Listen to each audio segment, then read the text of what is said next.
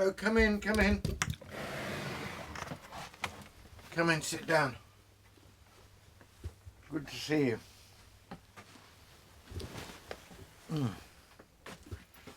Well, you can probably see I'm starting at least now to begin to be surrounded by bits of my Arthuriana. I'm at last, after many delays and distractions, getting back to my Arthurian project. So, that's the prime source right there, Mallory's Mort Data. This is a very nice Folio Society edition of T.H. White's, well, modern retelling. It's not quite modern, it's wonderfully, was full of anachronisms and wit. This is one of my several manuscript books in which I'm writing and drafting my own version. So I thought we could perhaps just do a couple of things. We're still in that sort of, winter nights and chairs drawn up by the fire sort of mode. So I thought for fun I'd read you just a little bit of the wonderful, slightly tongue-in-cheek description of Christmas in the olden days, or winter in the olden days indeed, that T.H. White gives us in his Once and Future King. And then I thought you might like, I've completed the Grail cycle, so I've gone right back to the beginning and I'm starting the whole story of Arthur proper. And I've written a little sort of dramatic introductory scene for that, which you might enjoy. So we'll start with T.H. White's rather wonderful prose. It's tongue-in-cheek, but it's also beautiful. It's kind of partly almost looking at how, ideal pictures of medieval life or perfect picture card Christmases.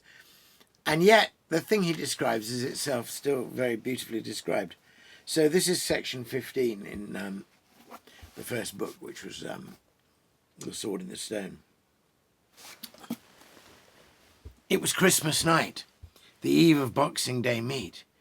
You must remember that this was in the old, merry England of gramarye, when the rosy barons ate with their fingers and had peacocks served before them with all their tail feathers streaming, or boars' heads with the tusks stuck in again, when there was no unemployment because there were too few people to be unemployed, when the forests rang with knights walloping each other on the helm, and the unicorns in the wintry moonlight stamped with their silver feet and snorted their noble breaths of blue upon the frozen air.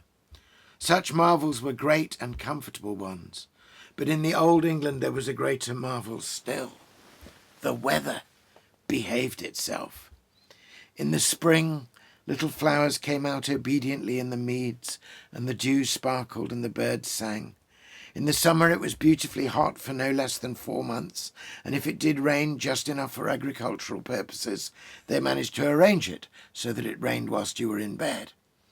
In the autumn the leaves flamed and rattled before the west winds, tempering their sad adieu with glory.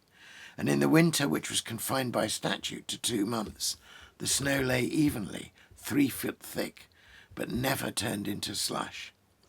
It was Christmas night in the castle of the Forest Sauvage, and all around the castle the snow lay as it ought to lie. It hung heavily on the battlements, like thick icing on a very good cake, and in a few convenient places it modestly turned itself into the clearest icicles of the greatest possible length. It hung on the boughs of the forest trees in rounded lumps, even better than apple blossom, and occasionally slid off the roofs of the village when it saw the chance of falling on some amusing character and giving pleasure to all. The boys made snowballs with it, but never put stones in them to hurt each other, and the dogs, when they were taken out to Scambre, bit it and rolled in it, and looked surprised but delighted when they vanished into the bigger drifts. And so it goes on. I mean, it's of course partly playing with the idea that we all idealise our past and we all remember summers of our childhood, which were perfect, but he does it, as it were, for the whole nation. And there's that sort of humour. It's an extraordinary mixed bag, this. Now, I've been rereading it because for any new writer on Arthur, all the previous writers on Arthur are source material, not just the classics like Mallory. But I'm not doing that. I'm trying to write a ballad that really gets into the sense of the romance and the epic grandeur of it and the glory of it. But also, for me, the mystery of it, the mysteriousness and beauty of the Grail, the sense of some other purpose, some different light hovering around Arthur himself, the extraordinarily attractive and yet ambivalent figure of Merlin. All those things attract me deeply. Anyway, the hardest thing, as I'm sure you'll know, in any work is to start. And I'd been putting off starting. I mean, obviously I've finished the Grail things, but I'm now going back to the very beginning of the Arthurian tale with the birth of Arthur and so on. It took me a while to make myself start, but I think I've got to start. And I hope it's a start that's as all beginnings should be, that's kind of dramatic and attractive and draws the reader in. So you'll have to tell me if you feel drawn in by this. I won't try and read it to you from the manuscript book because I can hardly read my own writing. I have to, but I've transposed it onto the computer. So this is just a few verses. This is how I think I'm going to open the whole grand tale. This is called The Coming of Arthur. Cold blows the wind on Cornwall's coast and flings the freezing rain. Tintagel broods above the crags, the lightning falls in livid jags and lights the writhing main. Who would go out on such a night, and who would brave the storm, or leave the castle's sheltered keep, where kith and kin are drinking deep, with tales to make them laugh and weep, and ale to keep them warm? For even as the lightning falls, it shows the strangest sight.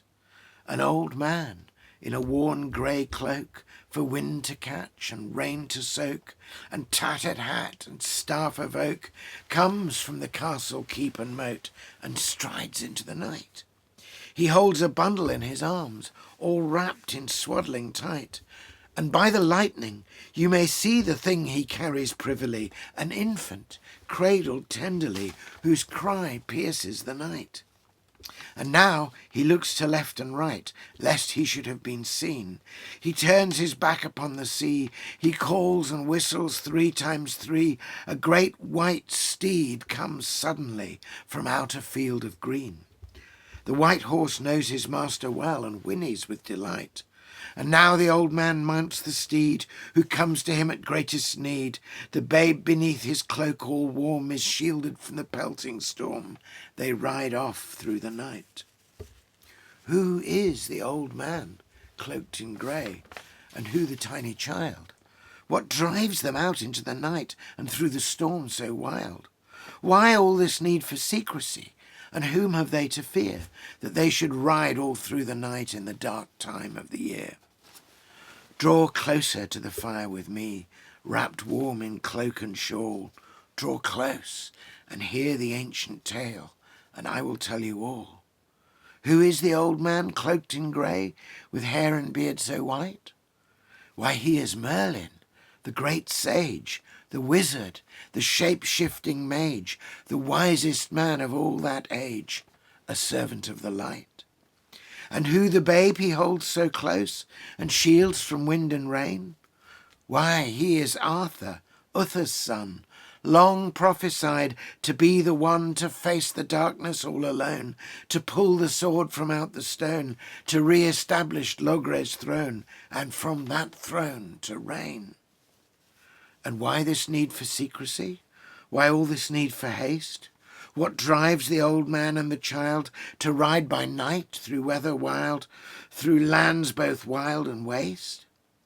Come closer still, draw up your chair, pour me the foaming ale, and I will strike my harp again and tell you all the tale. So I hope that makes you want to find out more. Anyway, eventually I'll share some of it when it's written. Every blessing, and thanks for coming round.